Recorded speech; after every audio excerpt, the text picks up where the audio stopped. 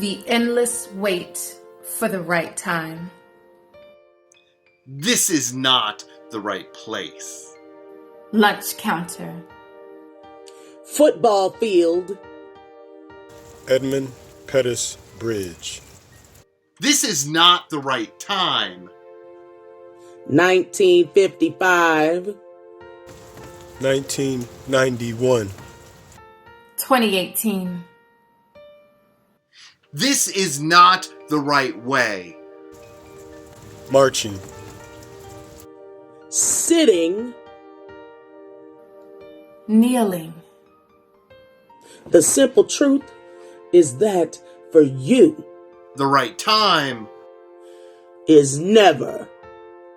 The right way. Is silence.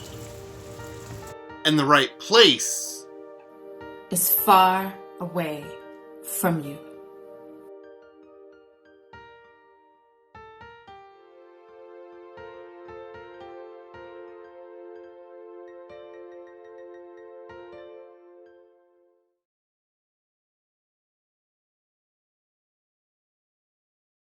His walls of sadness surround him, engulf him, an isolation of suffering that threatens to suffocate him.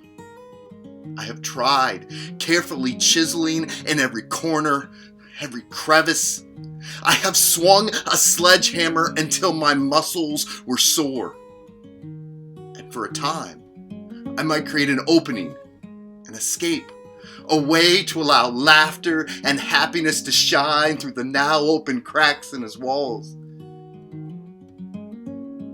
But he is an expert builder, and he soon seals his walls as strong, as sturdy as new. He seems far more skilled at masonry than I am at demolition. Each time, his walls seem taller, thicker, more solid. Each time, my arms ache more.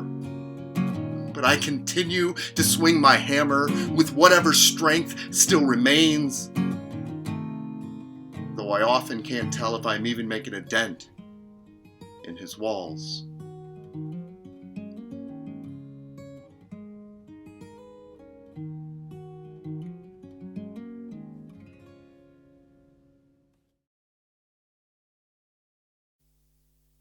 Salt was the price for his captured life. This Congolese man in slave trader hands, Atabenga. In 1904, brought to these shores so others could stare at the St. Louis World's Fair. Atabenga. Just another addition to their living exhibition, Atabenga. Savages on display, never mind their dismay. Step up for your view of our human zoo and see those like Atabenga. In just 2 years' time, in the Bronx Zoo we find Atabenga. For your entertainment today, a human being on display. Come turn your gaze to a man in a cage. Atabenga. To gloat superiority self-proclaimed over someone so untamed, twice as many would now go to see their freak in the show Atabenga. At the primate house, bones scattered about to create the illusion of a cannibalistic conclusion to the eating habits of Atabenga. Evolution's missing link, they claimed with a wink, Atabenga. The crowd poked and they jeered, their manner cavalier as they laughed at the sight of Atabenga. As protests were groaned, it is absurd to make moan over the imagined humiliation and the supposed degradation. The New York Times did wail.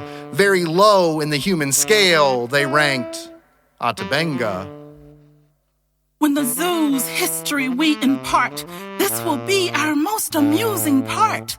The zoo director said of the caged Atabenga. When finally free, homeward bound he would be Atabenga. But his return hopes would unravel with the cessation of passenger ship travel. World War I had begun, so he came upon a gun. Atabinga. A life forced, undesired, no crowd would see when he fired the bullet into his heart. Atabenga. A segregated, unmarked grave. No one bothered to say that here lies Atabinga. In a country that still whitewashes its ills, our hands are stained with the blood of Atabinga.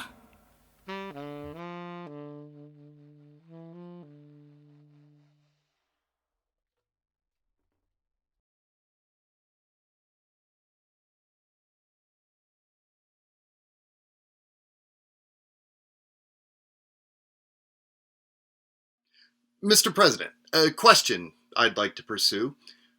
What the fuck is wrong with you? Every time you open your mouth, the words are untrue. What the fuck is wrong with you? At the victims of a hurricane, paper towels you threw. What the fuck is wrong with you?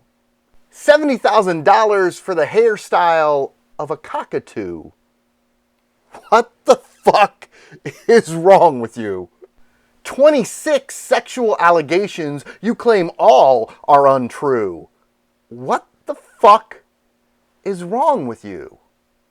While grab 'em by the pussy is what you do. What the fuck is wrong with you? On Hurricane Dorian's map with a Sharpie you drew.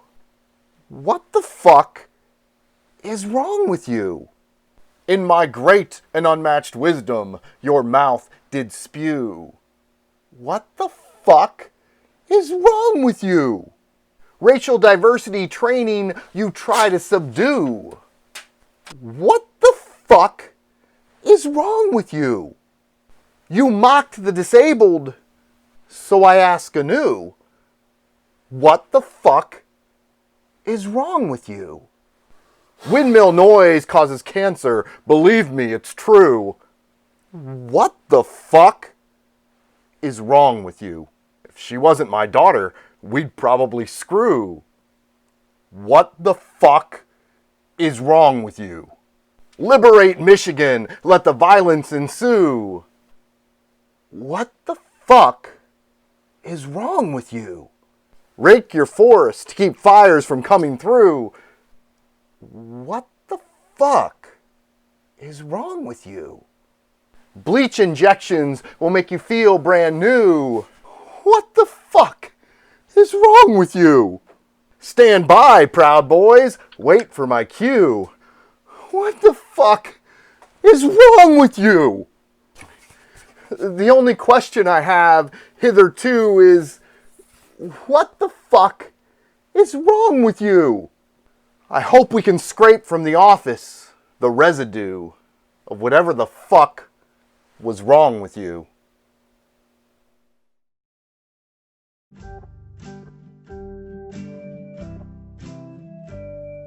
The picture he painted sure was rosy when he sang his little song.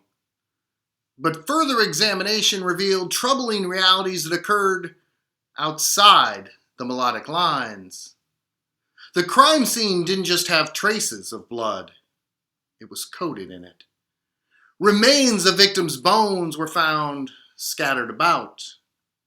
The mooing and clucking he so gleefully recited in his songs appear to be pleas for mercy, left unanswered.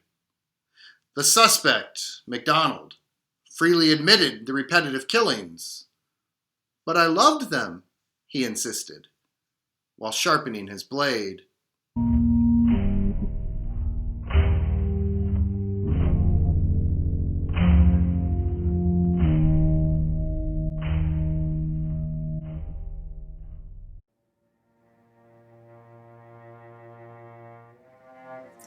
Lifeboats for the economy.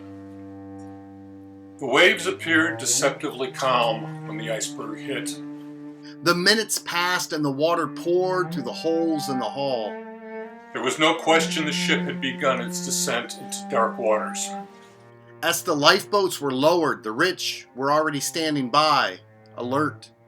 They quickly commandeered the limited places for their friends, families.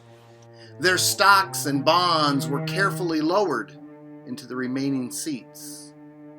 The poor, furthest from safety, as they always are kept, arrived in time to watch the last of the boats cast off from the sinking wreckage. The bow sank, the stern lifted, bodies were tossed, unprepared, into the ocean.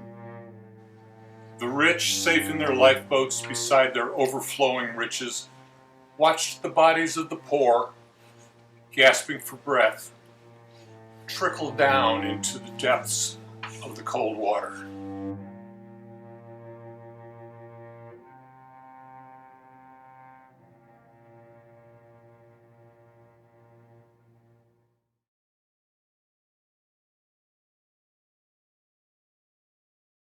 A few bad apples, they said. Apples laced with poison. Apples that kill. Apples left in the barrel long after we noticed their rot. Protected by the other apples who rally around them, declaring poison is standard apple procedure. Protected by qualified apple immunity to the laws of the land. Protected by a society that too often looked away, or found a flaw with how the victim chewed once upon the past, or simply disliked the color of their teeth. The poison lingering, festering, dripping onto the apples below them, waiting for the next unsuspecting bite. The other apples claimed the bad ones wouldn't have killed if you had been in better health. You should have been able to withstand the poison.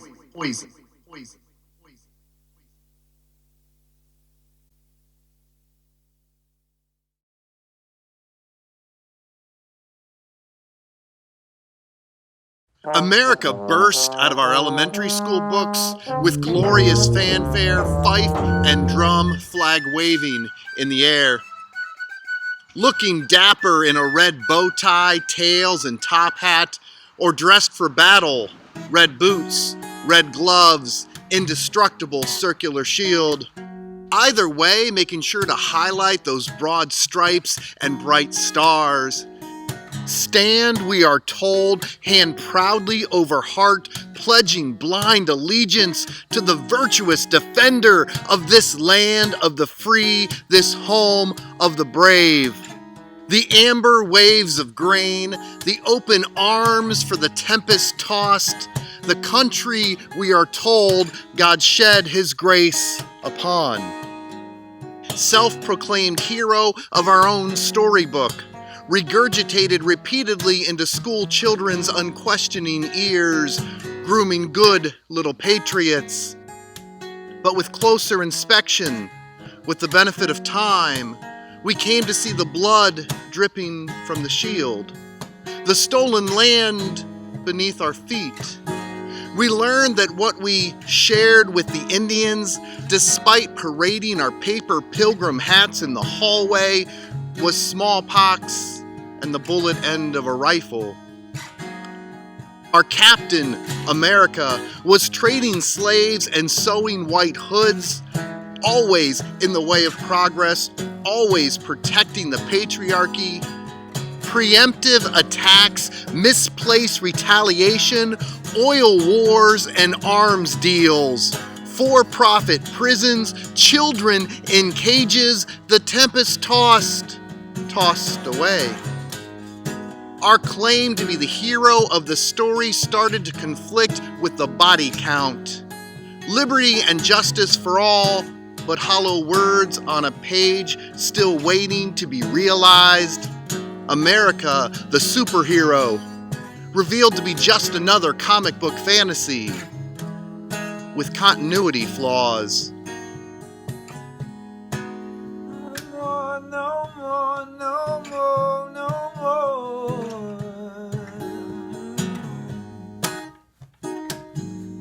talking mercy now. Oh.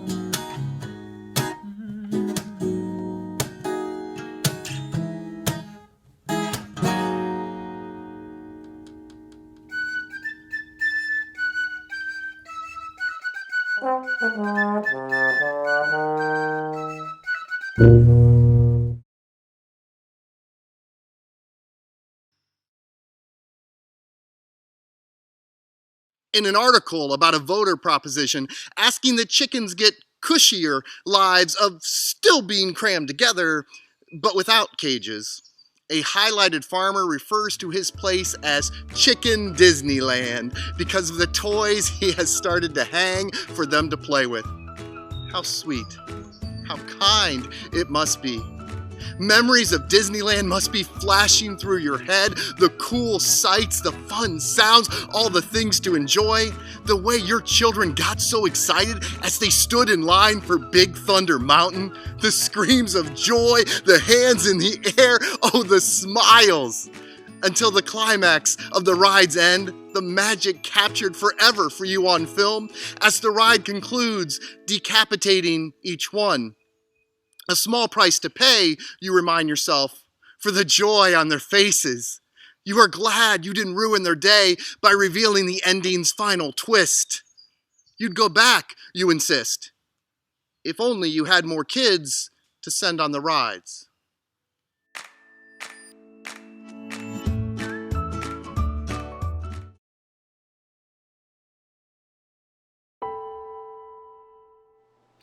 Armed with only your books and your unbelievably strong determination, you walked. The street was lined with the angriest white faces you had yet to see, shouting things more vile than you could imagine. Still, you walked. Hatred, fear, and ignorance stood side by side, arm in arm, to block your path, but you walked. Bombarded with slurs and threats of death, yet you walked. A black baby doll was placed in a coffin, an unmistakable sign of the danger ahead, and you walked.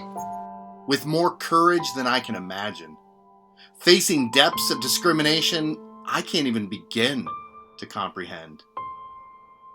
On you walked.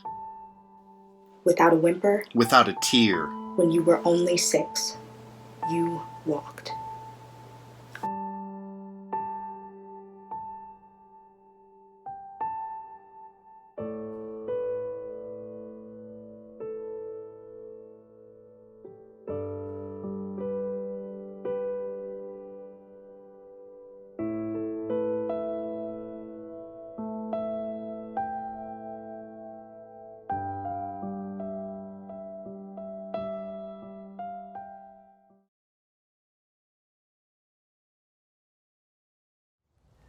The diagnosis was terminal.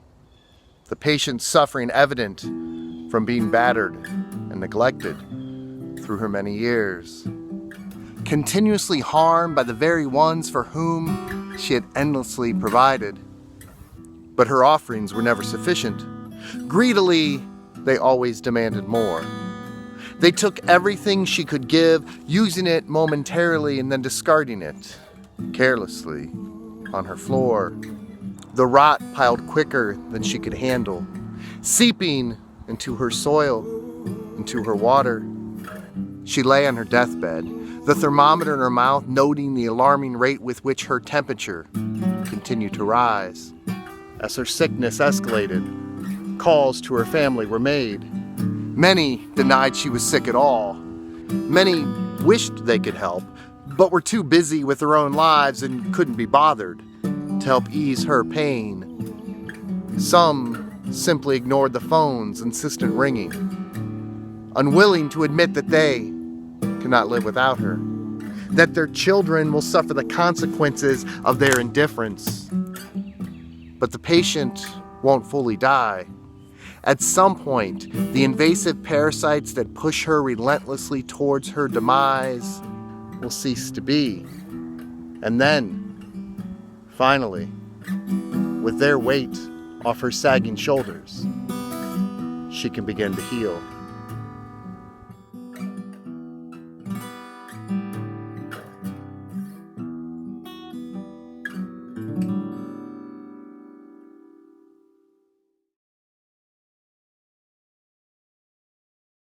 But bacon was the mic drop, the end of having to feel, the instant end to imagining the suffering in a meal. How easy to dismiss the pain, the cries, the fear, when all we need to block it out is bacon to appear. How simplistic are our morals, how little do we care, when nothing else determines who we eat and where. You watch the slaughter footage, tears falling from your head. But then you quickly smiled. But bacon was all you said.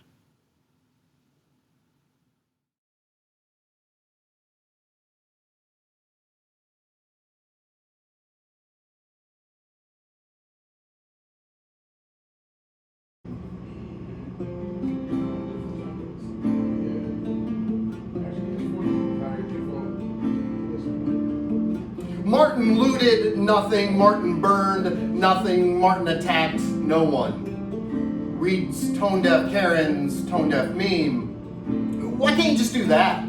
She offers. Not to the police, nor the military, both armed to the teeth, fingers itching on the trigger. No, her demand for nonviolence is directed solely at those whose cries for equality are still left unanswered.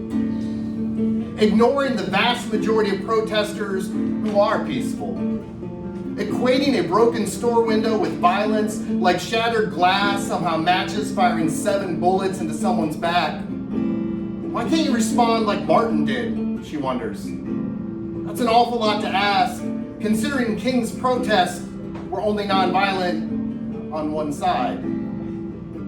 Your meme speaks volumes, Karen, and this is what I hear. Why can't you just write letters from the prison cell they lock you inside for peacefully protesting, while the government tracks and taps you, considering you a national threat? Why can't you march peacefully across the bridge, knowing you'll return beaten and bloody at the hands of the law, if you return at all?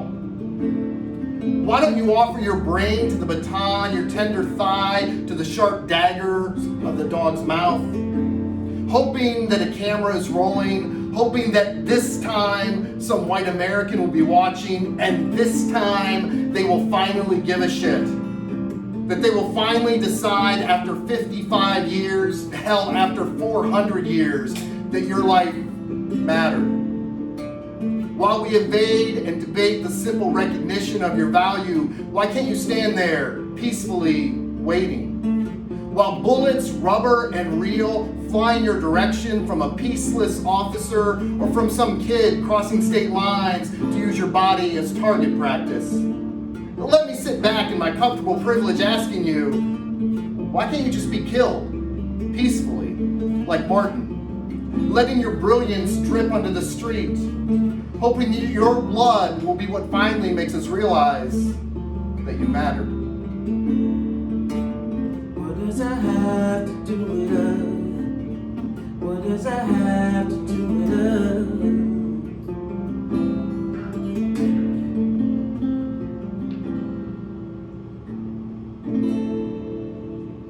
Thank you. That was good. All right.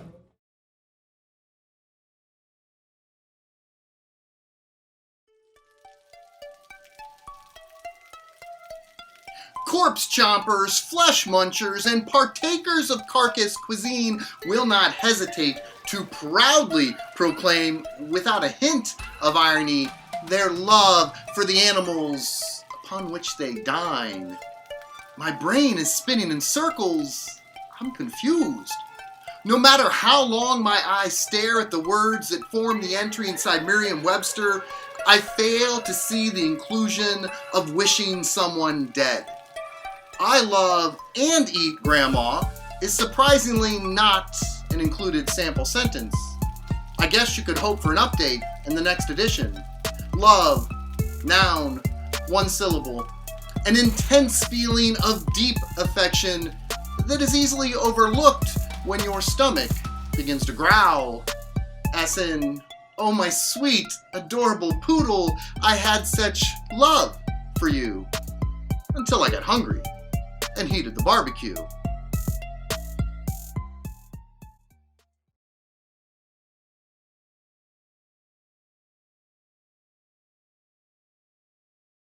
Childhood memories tiptoe, twist, tango, and tap dance their way among the drops. Drops of rain under the photographs of our mind. Embrittled from our oily hands, whose loving touch has left them bent and warped. Drops inadvertently embellished with family lore. And yellowed from the endless procession of sunlight. Until we can no longer tell which moisture is the true memory of sweat. And which drops were simply the result of the rain.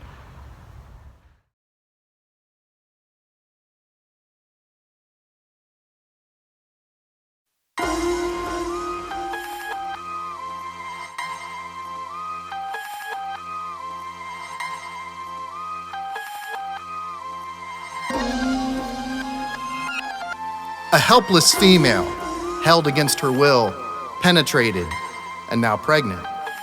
Held captive, no chance of escape. The baby grows for months and months inside her belly. The mother, ready to love her baby despite her circumstances, delivers a baby boy. The baby only longing for the comfort of his mother.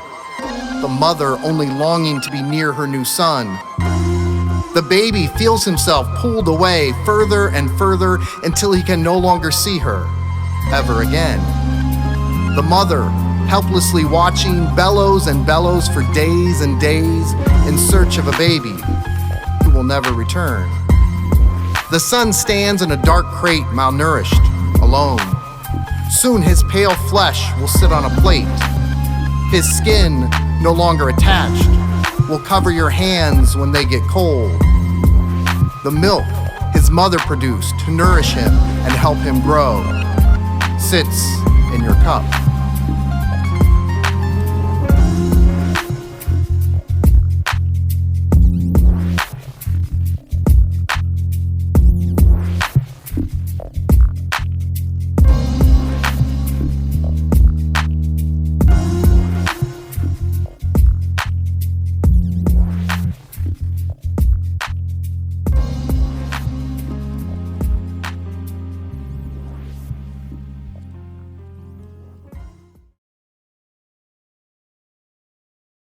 A black stormtrooper has got me all stressed. Somebody help me. I'm being oppressed. On the card in the mail, Happy Holidays was expressed. I can't believe it. I'm being oppressed. I heard someone speak Spanish, and now I'm depressed. When will it stop? I'm being oppressed. Wearing a mask makes me distressed. Fucking Costco has me oppressed. I fix women's words when they're a little messed. Mansplaining, they called it. I'm being oppressed. I ask for naked pics when I friend request, and then they block me. I'm being oppressed. They shout me too when I molest. Like that's even fair. I'm being oppressed. 26 rifles strapped across my chest. A background check? I'm being oppressed. Forced to bake a cake for a couple I didn't want to be blessed. Oh, how I suffer. I'm being oppressed. For straight pride parade, I got all dressed. Nobody came. I'm being oppressed. The Confederate flag, my heritage professed. Banned at NASCAR, I'm being oppressed. I only watch Fox News. They're just the best. And they all agree. I'm being oppressed. For White History Month, I continue to press. But they refuse. I'm being oppressed. I said hi to a black man at our church as a guest, so I can't be racist. I'm being oppressed. I shout, all lives matter at your dumb protest. I'm the one who's being oppressed.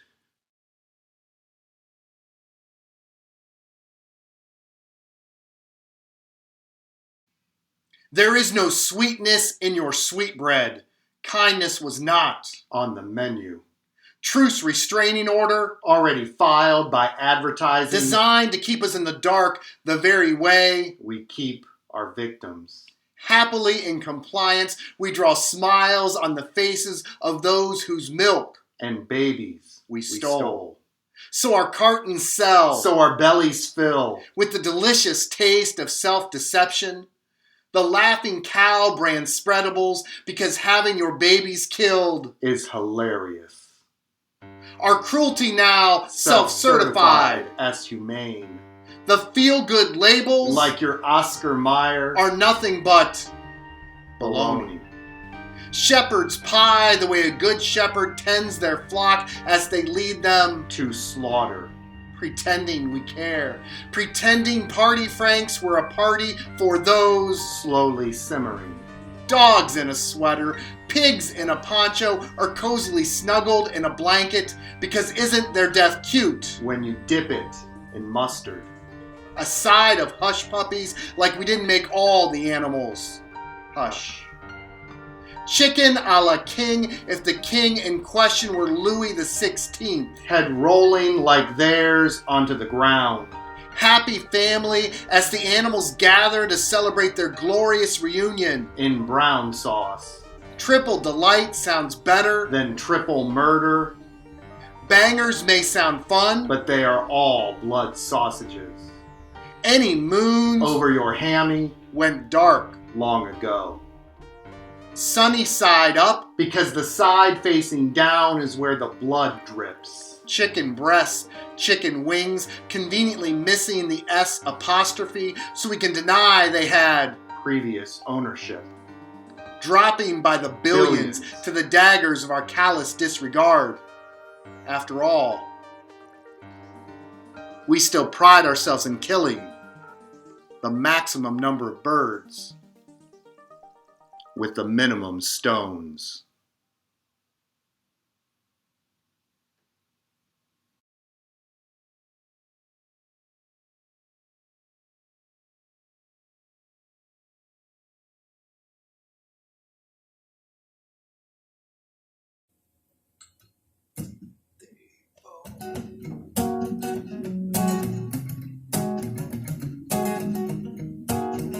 The slight hint of green is enough to excite my feet rapidly into motion. Wind rippling through my fur. For a moment, I feel alive. Thrill dies. A few short strides. It's met with bars. A gate. A fence. A wall. A trap. Can't seem to escape. Taken away so long ago, faint memories, it wasn't always this way. People come and people go. The cages are in my eyes. There's a way the breeze blows that tugs on my dreams, puts the back of my mind on speed dial. Several forests beyond this wall, something louder than the running faucet's call. The pull of who you want me to be is strong. Trapped is not where I belong. Deja vu. Every damn day. My life defined, enclosed by the men who built my narrow bars, selling tickets so children could see the sad remnants of my caged life. Never the stories told.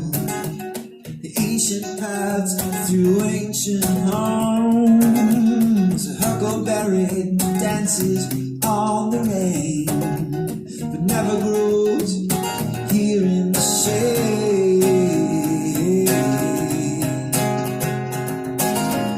Several forests beyond this wall, something louder than the running faucet's call. The bulldogs who you want me to be is strong. The trapped is not where I belong.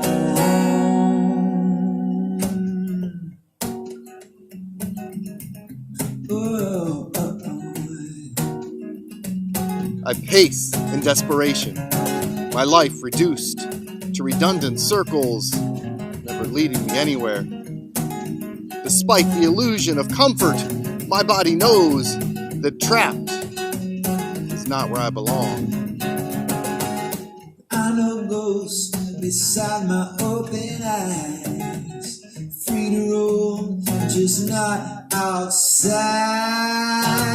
Always faces, scheduled lives, one song to sing, but something's not right. Long as it takes to wipe the cage from your eyes, long does it take to wipe the cage from your eyes? Long does it take to wipe the cage from your eyes? Long does it take to wipe the cage from your eyes?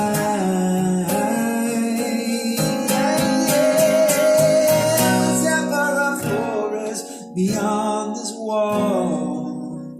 Something louder than the running faucet's call. Was ever a forest beyond the wall?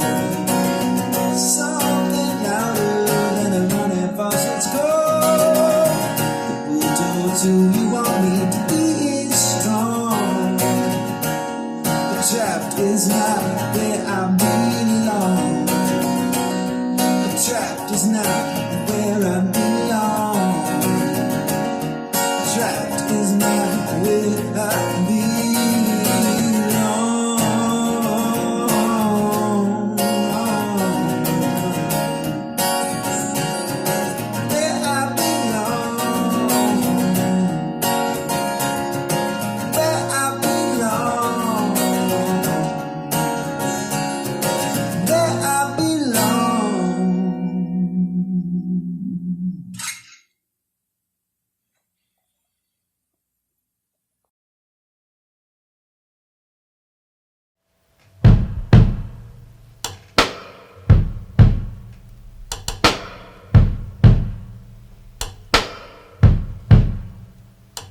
Homework assignment for anyone who shares any variation of "the police won't bother you if you don't break the law."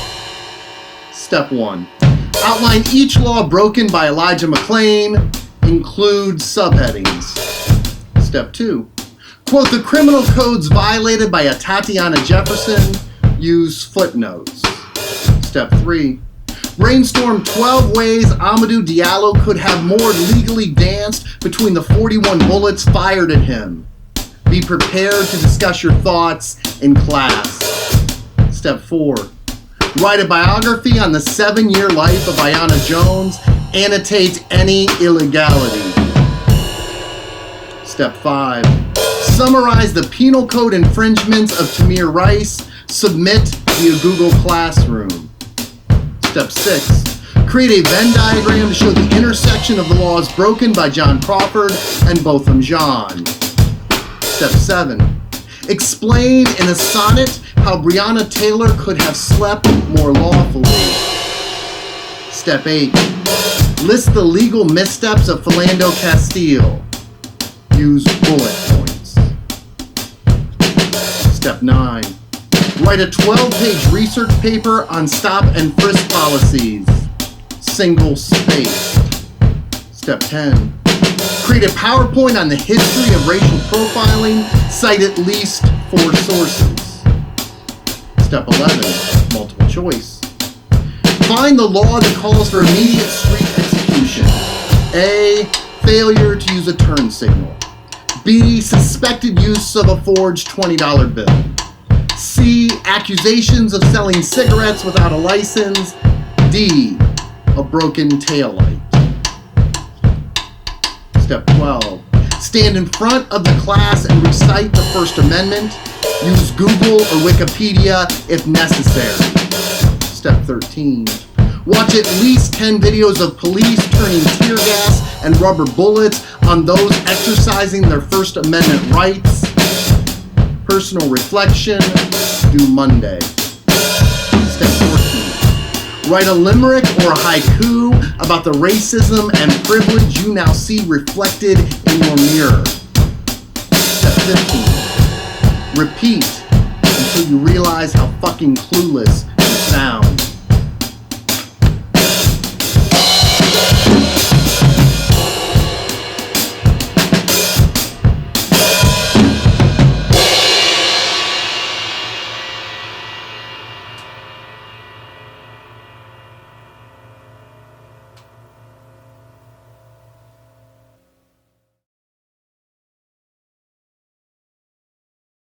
A turkey is pardoned, though he committed no crime, spared from the cold, brutal detachment of our taste buds. A turkey is pardoned on the White House lawn, while 50 million others fail to receive even a hint of consideration. A turkey is pardoned, though the crime is ours, hiding behind a facade of mercy, offering none.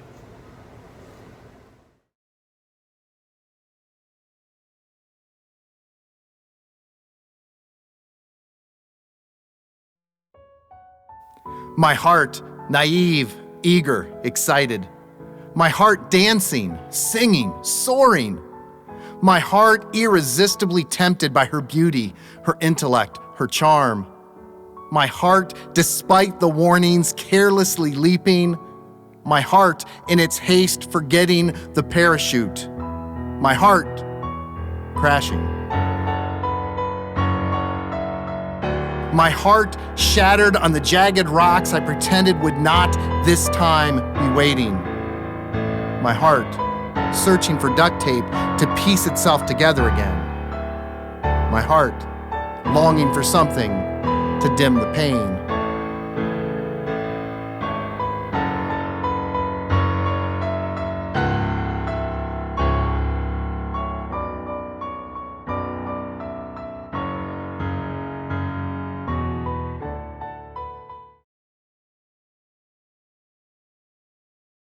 The flames of global warming light your horizon.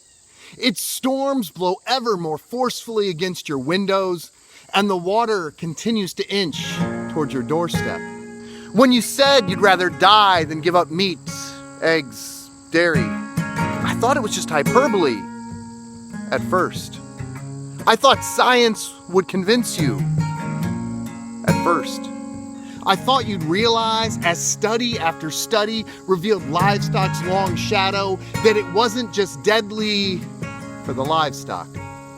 I thought when climate change knocked persistently at your door like an unrelenting and unwelcome Jehovah's Witness, that you'd finally be able to see the smoking gun, the smoking grill. But your house is on fire. Your forest is on fire. Your world is on fire. And still, you stand over your barbecue, lamenting the sadness of the flames, while you strike your next match.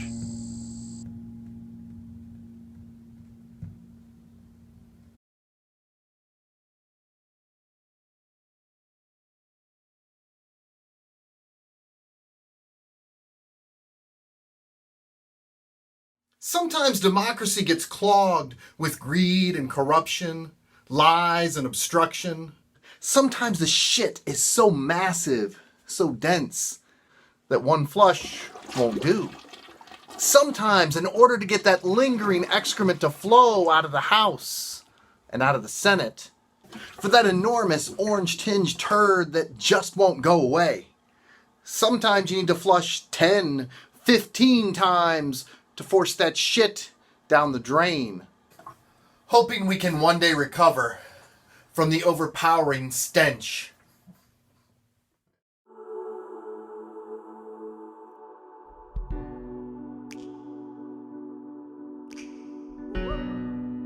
The golden door slammed on the Tempest-Tossed as her lamp went out. Magdalena. She waved goodbye with a smile on her face, not knowing he wouldn't be there when she returned from her first day of the school year. The tears pour over her 11-year-old eyes as she pleads for her daddy to be released and back home with her. Francisco. Armed with 3 forms of legal identification proving his citizenship, he travels to a soccer scouting event. He is returned 23 days and 26 pounds later. Miguel, an Army veteran of 2 tours, returns home like so many others with PTSD. He hides from his isolation, his pain, in alcohol and drugs. Then he finds the country he served, the country he supported, the country he called home, no longer wanted him. Oscar and Valeria. A desperate journey of 1,000 miles finds a disheartening hurdle. A line of hundreds at a closed bridge. Across the water, the hope of asylum appears tangible, so closely within reach. And reach they do, as the father carries his daughter across. He asks her to wait safely on the shore while he goes back to help her mother cross. But waiting is not a toddler's strength, and she wades after him. He grabs her, but the strength of the water pulls, sweeping them under. Their bodies are found the next day among the thick reeds, entangled in a final embrace.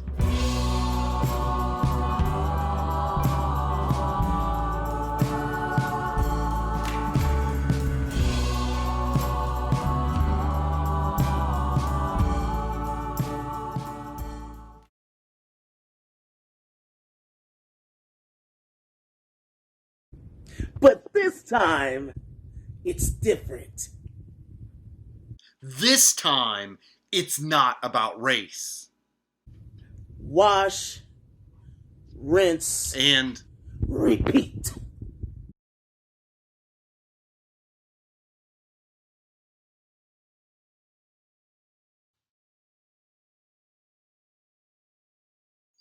Blood gushes from my neck. Rib roast. Chuck steak. Brisket. Blood pours from my belly. Club steak. Ribeye.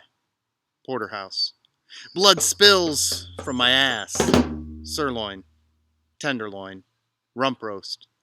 Blood trickles from my legs. Meatball. Roast beef. Pot roast. Blood flows from my veins. Corned beef. Hamburger. Filet mignon. Blood spills everywhere. Muscles. Tendons. Cartilage. Blood splatters the floor. Skin. Eyeballs. Intestines. Blood drips from my heart. We go in alive, 18 months of age, joined together in one piece. But that is not the way we come out.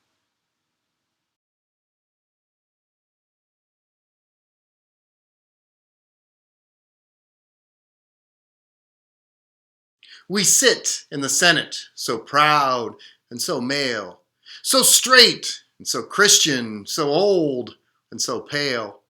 We men sit around and control women's choices. We don't even bother listening to their voices. We cover up sex crimes, accuse the accusers. We paint as victims the actual abusers.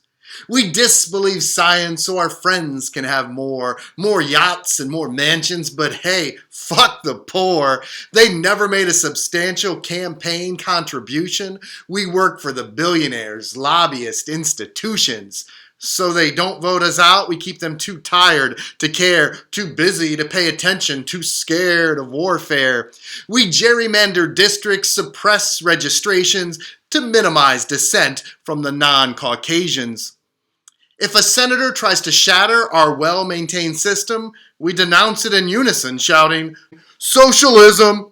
If our base starts to doubt us, we just have some fun. Look, over there, someone's taking your guns!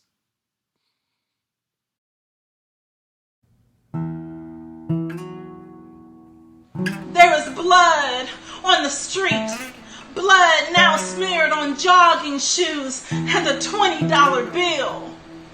There's blood on the street, and it stains toy guns, and Walmart purchases, and illegal gun permits. There is blood on the street, and it seeps over all 5 flavors of Skittles. There's blood in the street. where paid executioners awaiting the next neck sharpen the blades of their guillotine. There is blood on the street, and our tires continue their rotations as if it were but a minor inconvenience. There is blood on the street, and it covers the tears, pleas, vomit, and finally silence of Elijah McClain's open-face ski mask. There is blood on the street, and it has left indelible stains on Grandma's backyard. There is blood on the street, collecting until it flows like a river. A river so deep that many are sucked under its current, gasping for a final breath. There is blood on the street, the rapids crashing through windows and doors of presumed safety. There is blood on the street that fails to signal for a lane change as it devastates a Wendy's parking lot. There is blood on the street, a river of blood beneath the valleys of indifference and intimidation. There is blood on the street, cutting a canyon of pain and suffering and lost childhood.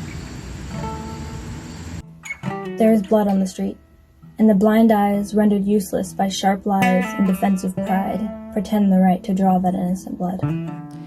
There is blood on the street, and it has sullied our unwashed hands. There is blood on the street, but even as the evidence pulls at our feet, many continue to deny the existence of bloodstains. There is blood on the street, but some cry how we need to protect the asphalt. There is blood.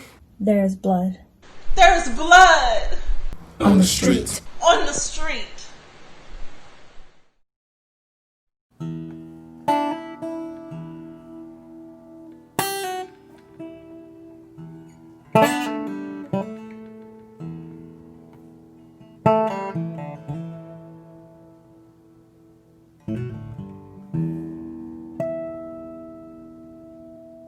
There is blood in the street.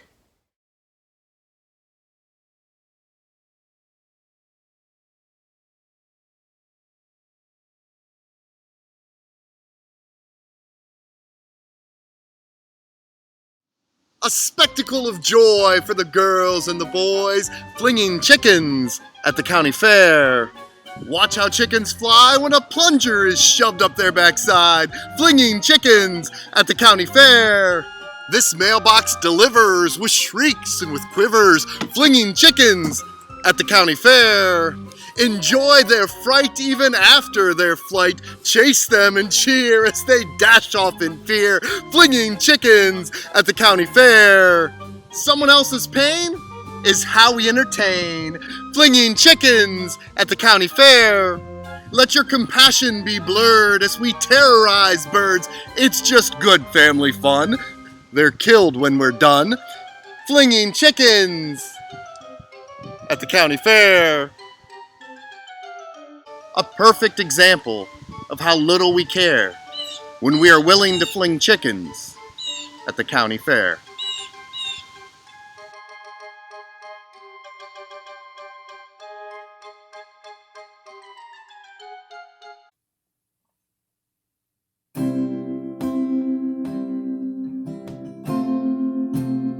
Meatless Mondays, for those of us who don't want animals to suffer every day. I mean, I care, but not on Tuesdays, Wednesdays, Thursdays, the weekend. One day a week, I can do something better. I won't pay for their suffering on Monday. I'm already hating the alarm clock, the official end of my weekend that brought me back to my 9 to 5. I guess I can eat a bean burrito today. Tomorrow? That's asking too much. I can't be expected to care 2 days in a row. Well, hold on. While only causing suffering 6 days a week is certainly better than 7, when did our morals have breaks? Optional days?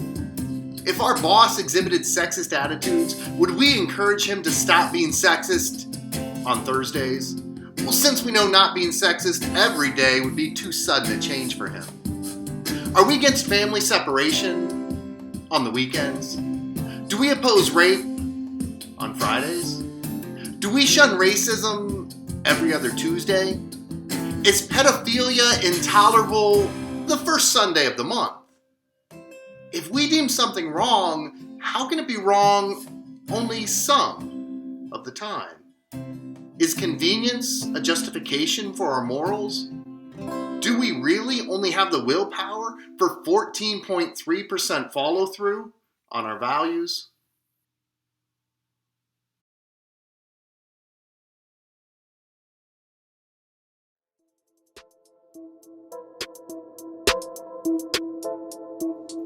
When money talks, not everyone gets to listen. The economy is great. Stock market boasted. Booming. Greed war machine. Time for another yacht. 1% gloated. I'm not seeing shit. Hollered minimum wage. It's fucking cold. Cried homelessness. I'm hungry. Uttered food stamps. They can't afford me. Medication exclaimed. I'm dying. Gasped environment. Like we said, booming. Big money reiterated. Budget deficit, however, missed the entire conversation, unable to hear beneath the $1 trillion piled upon her. When money talks, not everyone gets to listen. Mr. Keith Allison.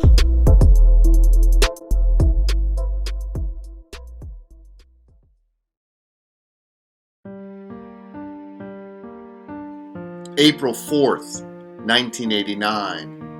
A wounded man lay bleeding in the orange grove. The jilted ex-girlfriend spun an inconsistent, improbable tale.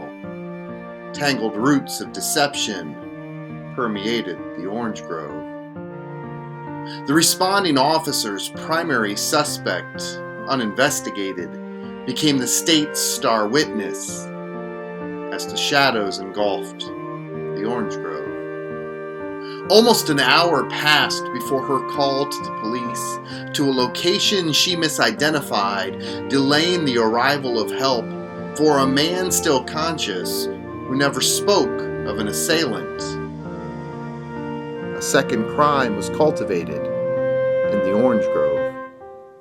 A black man, she claimed, holding a gun. A chill filled the air in the orange grove. The police were eager to pick the low-hanging fruit.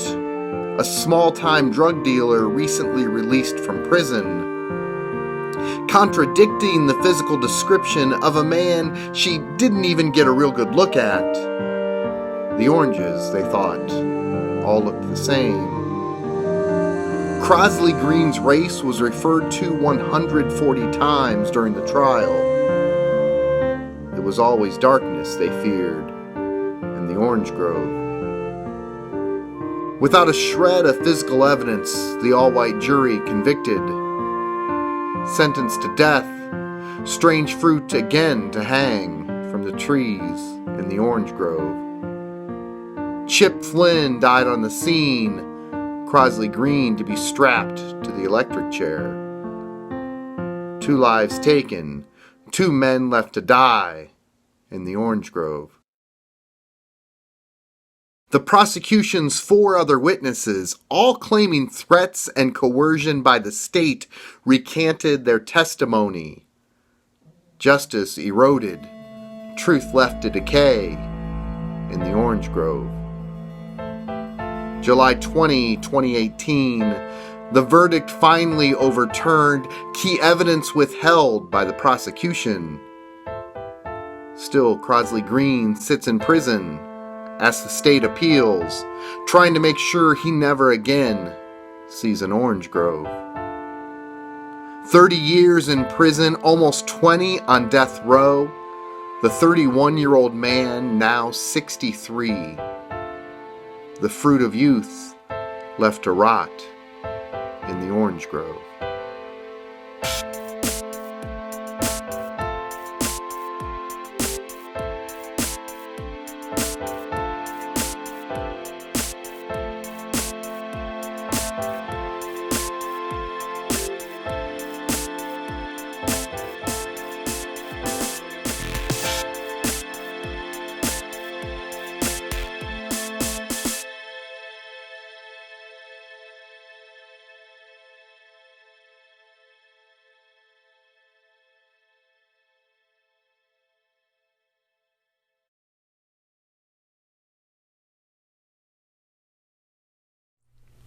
Sometimes the very same people who shout the loudest about their Christianity have a very different view of the Bible than mine.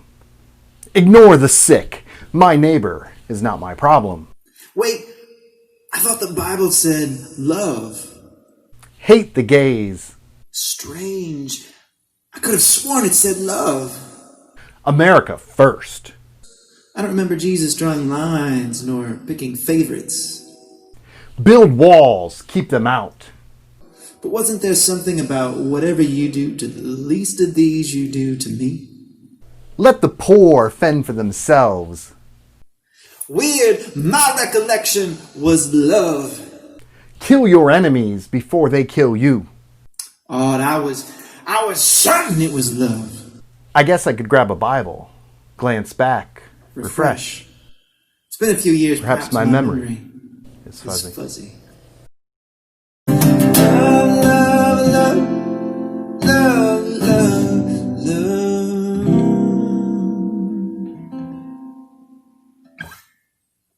Swore I said love.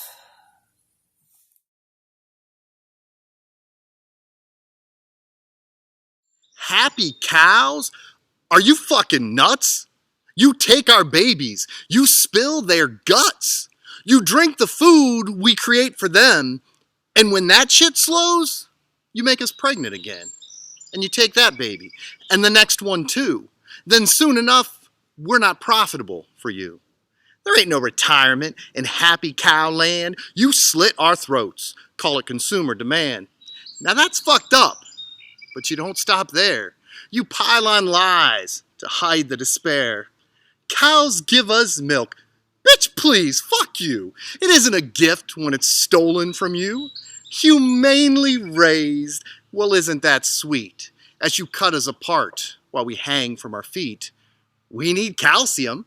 Try chewing some greens. Leave me alone. Eat your goddamn beans. Vegetables are yucky.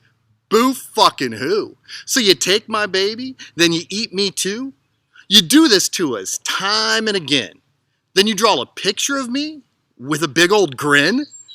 You put our slaughtered bodies on top of your plates and you expect me to have a smile on my face? I'm the angry cow. What's this happy horse shit? You want to eat me and think I'm okay with it? I'm the angry cow. I'm tired of your lies. I'm tired of being served with a bucket of fries. I'm the angry cow. I'm back for more. Cause you see my titties and you want to pour?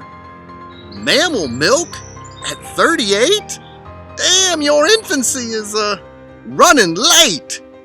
I'm an angry cow. You would be too if they looked at you and wanted to chew.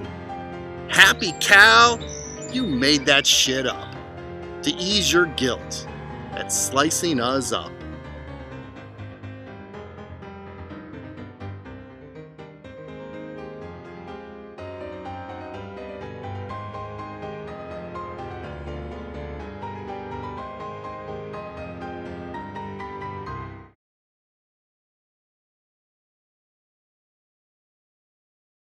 The look was different, fashions change with the time. Red is the new white, and hat is the new hood.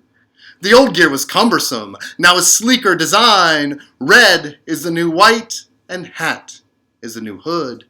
It's cooler in the summer, nothing covers your eyes. Red is the new white, and hat is the new hood. Hatred of brown people, you no longer need to hide. Red is the new white, and hat is the new hood. Cage the children if they don't come from this side. Red is the new white, and hat is the new hood. Shithole countries, that's where they should reside. Red is the new white, and hat is the new hood. Go back to your country if your skin's not like mine. Red is the new white, and hat is the new hood. Ban the damn Muslims, we don't like their kind. Red is the new white, and hat is the new hood. Wear your racism, only $19.95. Red is the new white, and hat is the new hood.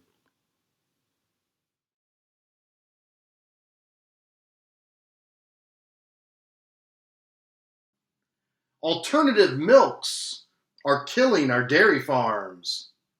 The headline, an ironic cry for mercy from an industry whose cows receive none. A cashew is not impregnated when we want milk to flow. Almond mothers never bellow when their babies are dragged away. Baby coconuts are never deprived of iron or mobility to tenderize their flesh. We don't cover our children's eyes when soybeans meet the sharpened blades. The slaughterhouse isn't lined with the bodies of oats whose milk had slowed.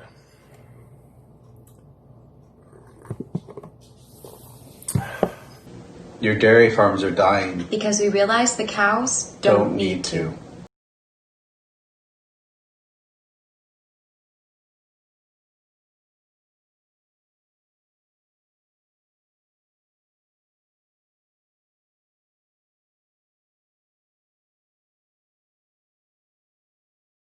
The darkness of dawn's early light.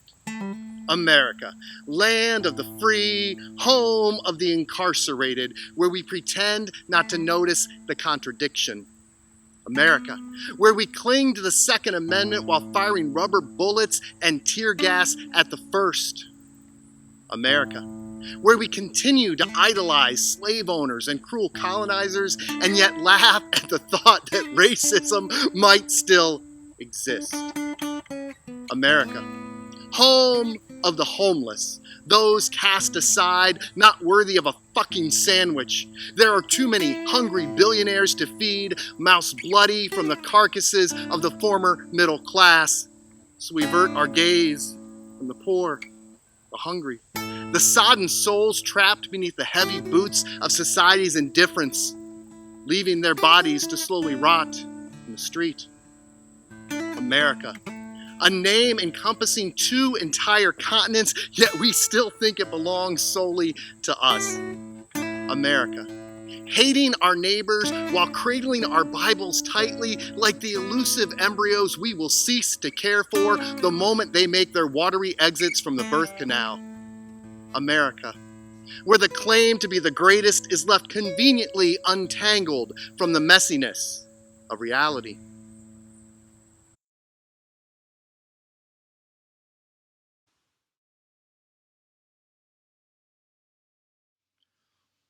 All plants have protein. Every single fucking one! Without exception!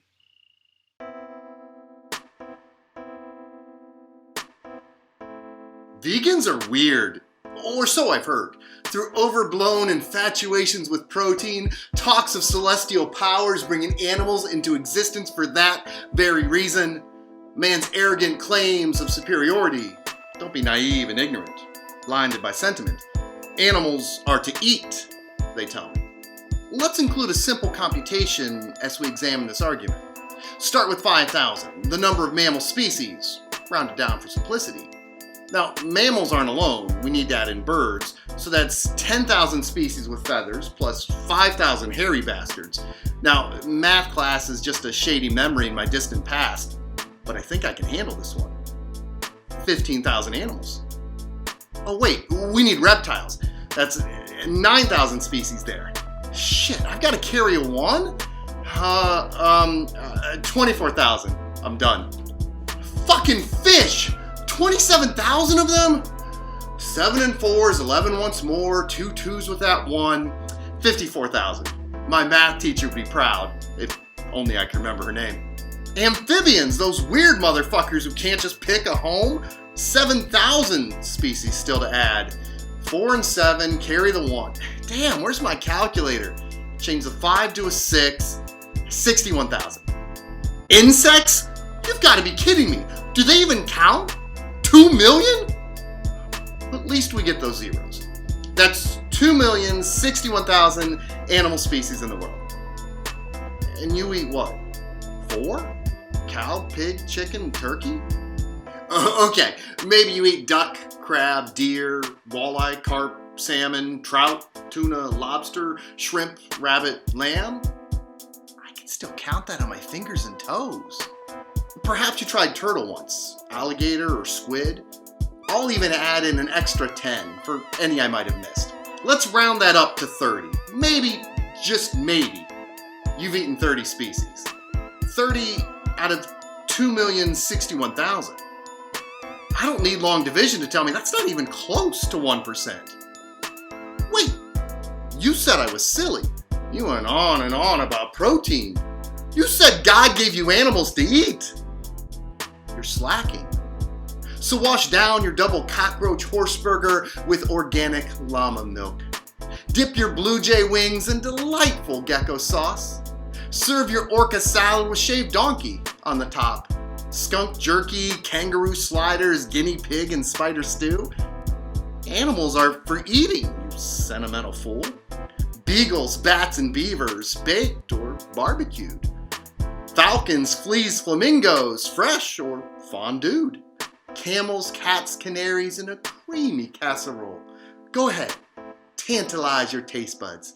Crunch, munch, chomp, slurp, chug, gulp. I'll wait. Or maybe not eating animals isn't that weird after all.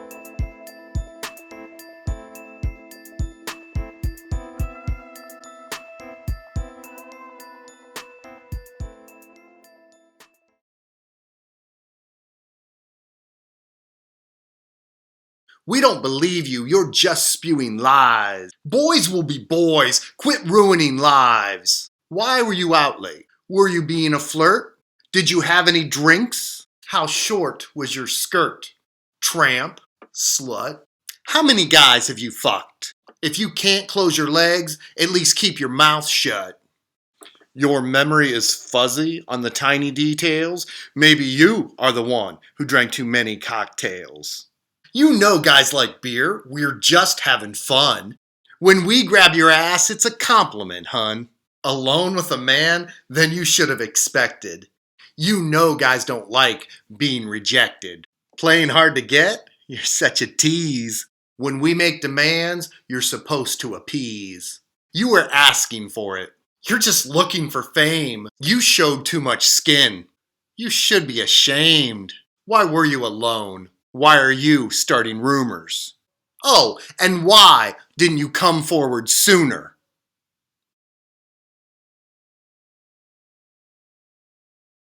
Your political sign. The horrifying Halloween ornament still decorating your lawn. Even as the calendar continues its repetitive cycle into the holiday of colonization. Lingers obliviously. Like a child in November hoping his trick-or-treat bag would now suddenly and miraculously refill.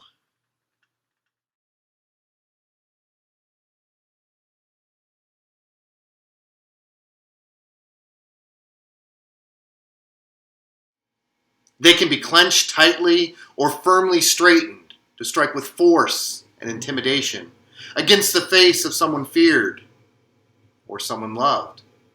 A stranger, a date, a child, a spouse. But they can also reach to lift one who has fallen or been kicked to the ground. They can cock the hammer, steady the barrel, and squeeze the trigger, carnage fall where it may. Yet they can wrap another tightly in a warm and loving embrace. Every bullet takes. Every bullet's pain. No exceptions, no rules. A mother cries every time. No exceptions, no rules. Light your candle for the headline. Nothing is out of reach. We put a man on the moon. Can we live in peace? Nothing can conceive. Yet the tears flow like falling leaves. And when we say we're too valuable,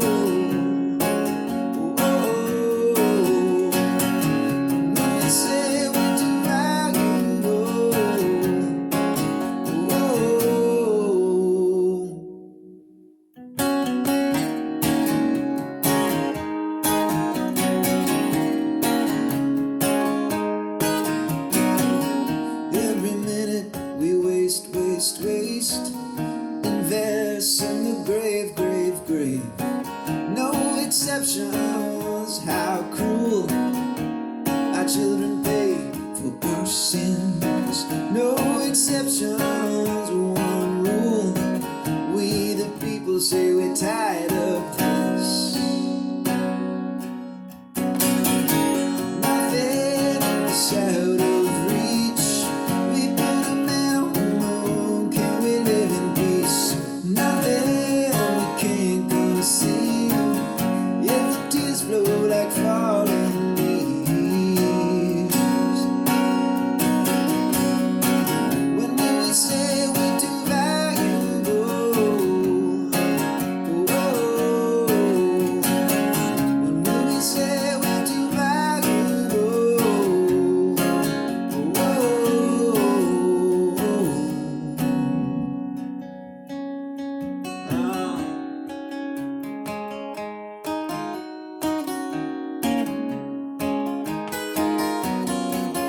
They can slit a throat or pay to have it done.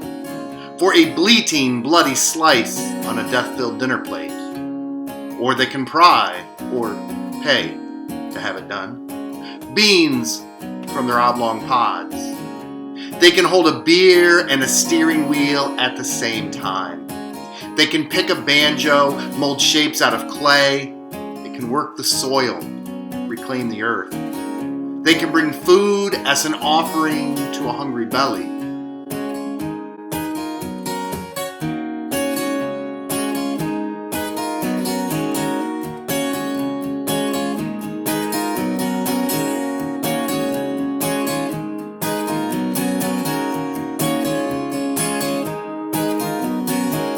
And every bullet takes. Every bullet is pain, pain, pain. No exceptions, no rules. A mother cries every time. Nothing is out of reach. We put a man on the moon. Can we live in peace? Nothing can't conceive. If the words feel like falling leaves. When will we say we're too valuable? When will we say we're too valuable? When will we say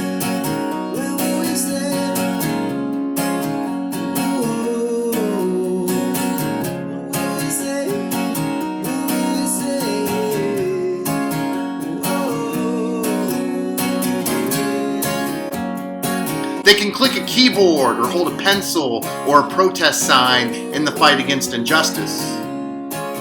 Or they can cover eyes and pretend it isn't there. They can build.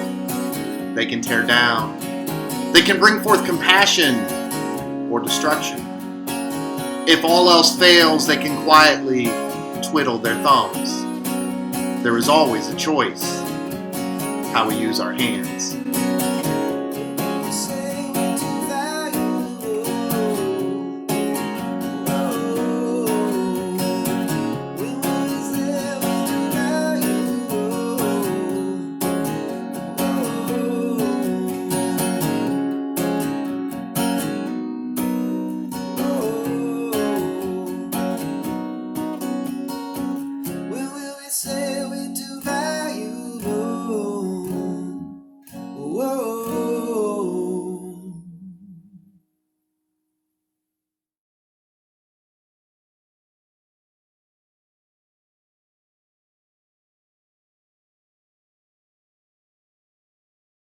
Rows of bodies chopped or ground, endlessly piled and conveniently priced for your selection. A frozen graveyard to entice your taste buds. Whose young limbs look the tastiest, the most tender? Whose body comes the cheapest? Maybe death will arrive with a coupon. Buy one body part, get the next for 50% off. I guess death has its price Today it is $3.95 per pound before the coupon takes effect. Ring around the rosy, Respiratory droplets, pocket full of posies, toilet paper in our closets, ashes, ashes. A plague on our nations, We all fall down, dying in isolation.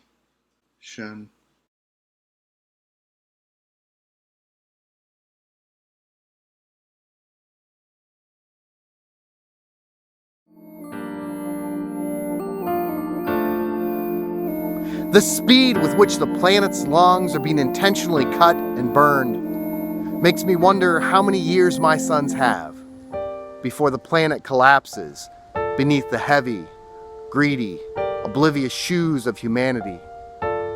Makes me wonder which animals are feeling the flames on their fleeing backs, whose homes were just today destroyed, and which species we've bumped to the front of the line in the endless procession towards extinction. Makes me wonder how much longer you'll take your beef charbroiled on the flames of global warming, and whether you will even notice the rising heat of the water before it boils us alive.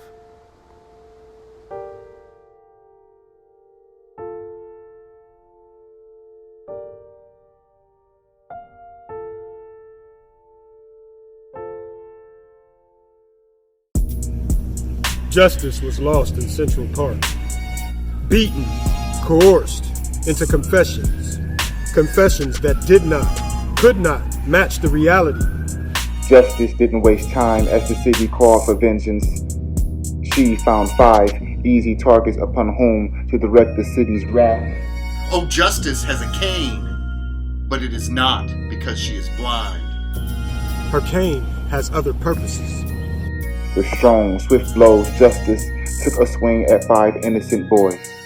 When the last strike had landed, the innocence of childhood was smashed into pieces. Their hope for the future locked tightly behind bars that would hold them and scar them for 6 to 14 years. Justice, celebrating the job she had done, providing 5 perfect scapegoats, contentedly patted her own back. It took the attacker himself more than a decade later to set the record straight. Innocence was never recaptured. Years never returned. The harm cannot be undone. If only justice had bothered putting down her cane and opening her eyes. In 1989.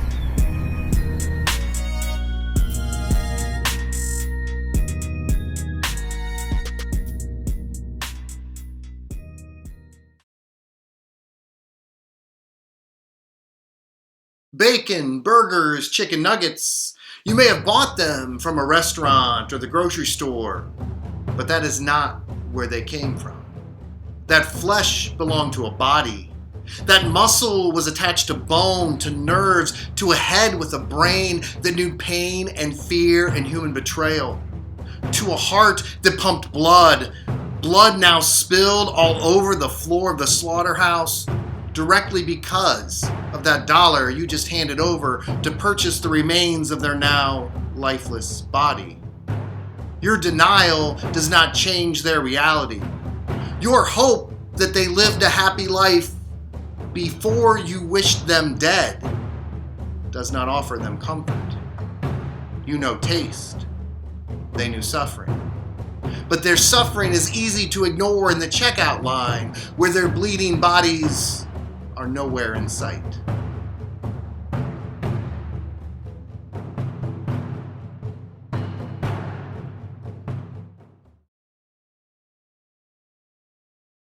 Fishing is only peaceful if you aren't the one swallowing the hook.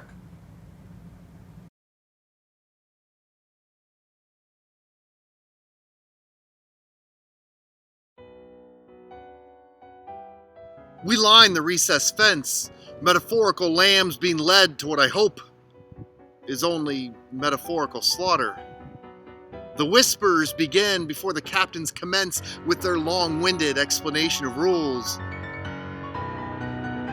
If you kick the ball with the wrong foot, Jerry claims, God boots you off his team immediately. I didn't even know there was a wrong foot. They say there was a time, adds Pearl, God drowned his whole team for not listening, except for just one family and a couple giraffes. Stakes were higher than I thought. Satan starts with his rules. Whatever. Or maybe not. But God pulls out a book that brings groans from its sheer size. I got lost in the begats and, admittedly, tuned out for a time. I love you, but if you don't do it right, God's deep voice demanded, your body will be kept alive and scorched for eternity. Somehow I wasn't feeling all warm and fuzzy. Satan's eyes gleamed at the burning part. Bunch of pyromaniacs. I decided I didn't want to play after all.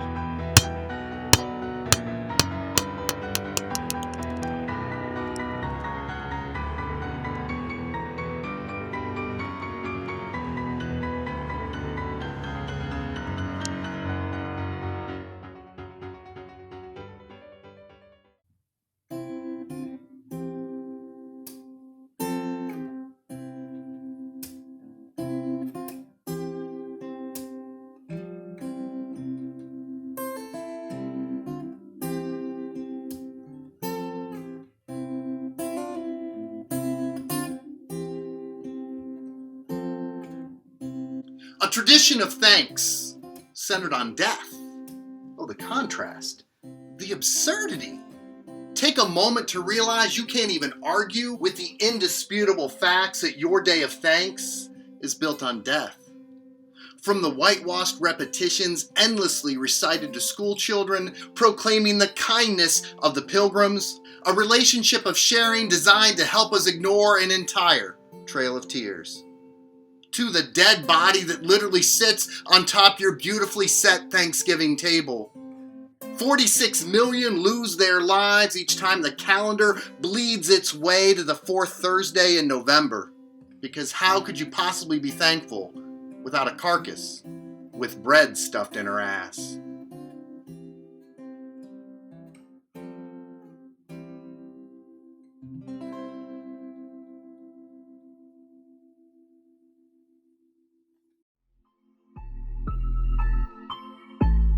The taste of candy, sweet to the lips. Sugary satisfaction, confectionery ecstasy. Candy land should be candy heaven for all who choose to indulge. But a straight man in a candy store is too often a bull in a china shop. Oblivious to his surroundings. And careless in his destruction. Double dipping, double standards. Grabbing handfuls of hypocrisy. Mocking her sweet tooth with names meant to degrade for the same sugary desire he prides himself on. Candy slut if she consents. Candy prude if she denies. Set up for ridicule regardless of her choice. As he attempts to shame her for wanting what he himself desires. Not the most intelligent of candy connoisseurs, this bull of a man. As candy is consensual, and if she declines dessert, he'll have only the distant memory of the taste. And his own sticky hands.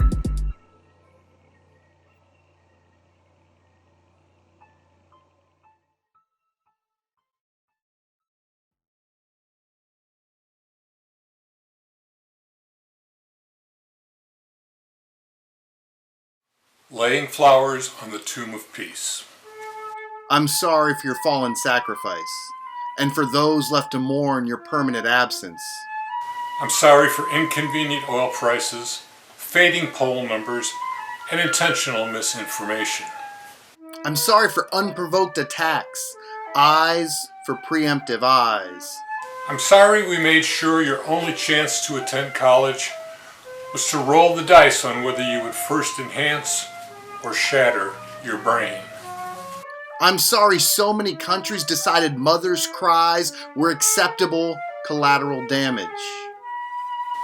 I hope we don't use the valiant offering of your life to justify continuing this repetitive cycle until it engulfs your grieving children and theirs after them. I'm sorry that after all these years of existence, the best we have achieved is holding peace hostage at the end of a barrel.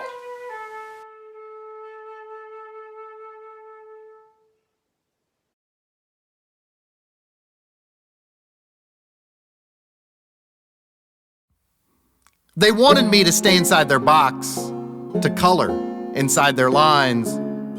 They wanted me to stay inside their box, easily judged, easily classified. They wanted me to stay inside their box, afraid if my box moved, their box would topple from its comfortable perch. They wanted me to stay inside their box, but their box was narrow and empty. They wanted me to stay inside their box, but there were hinges on the lid.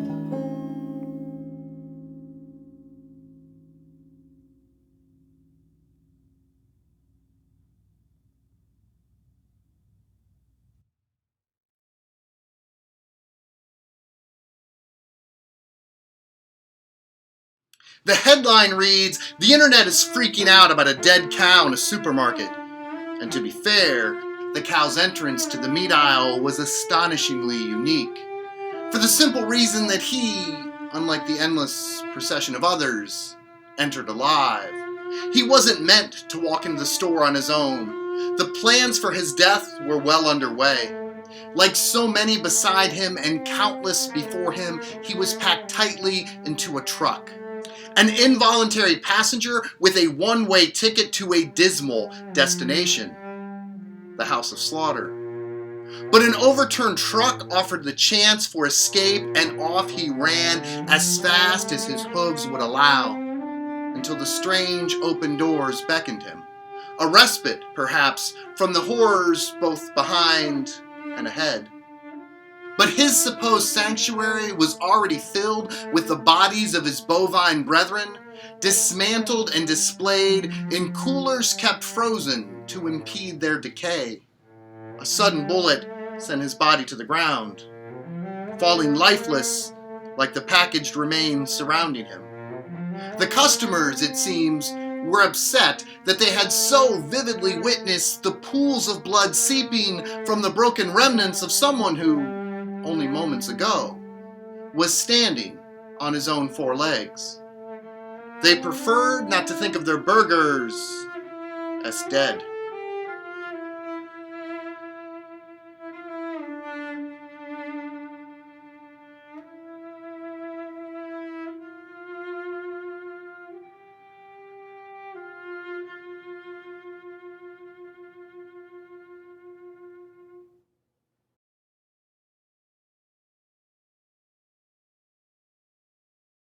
An entitled white man's knee, under an unrestrained and unpunished badge of law, pushing maliciously against a black man's neck, making him beg, unsuccessfully, for the right to his own life until his final breath is squashed, is a most fitting metaphor for the history of our country.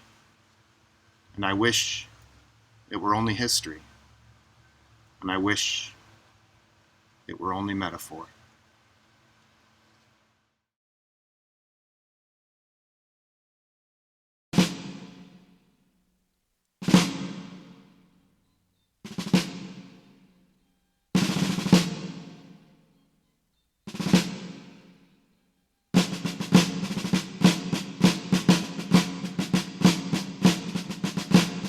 I see all these people shouting with hate, and I was just wondering, now, are we great?